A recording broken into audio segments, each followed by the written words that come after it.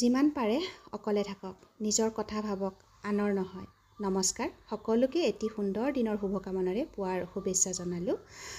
আমি জানো কষ্ট কেতিয়াও কমি নাযায়, কেৱল দিনে দিনে আমাৰ সহ্য কৰা ক্ষমতাহে বাঢ়ি যায়, নহয়নে?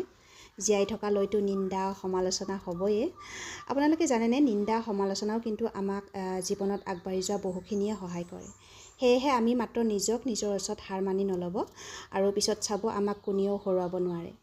কেতিয়াবা ধৈৰ্য বাদ দি ৰাস্তা সলনি কৰাটো জৰুৰী হৈ পৰে, কিয়নো জীৱনৰ পথত আগুৱাই যাবলৈ সঁচা পথ বাছি লোৱাটোৱে প্ৰয়োজন হৈ পৰে। প্ৰতিটো আঘাতে এটা শিক্ষা দিয়ে আৰু সেই আঘাতে আমাক বহুখিনিয়ে সলনি কৰি দিয়ে।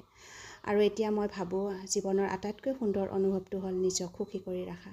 সেয়েহে যিমান পাৰোঁ নিজক সুখী কৰি ৰাখিব চেষ্টা কৰোঁ। আৰু এয়া ল'ৰাৰ লগত ৰাতিপুৱা টাউনৰ ফালে খোজকাঢ়িবলৈ ওলাই আহিছোঁ। আকৌ পুনৰ এবাৰ আপোনালোকক শুভ ৰাতিপুৱা জনাই আজিৰ ভিডিঅ'টো ইমানতে সমাপ্ত কৰিলোঁ। Bye bye.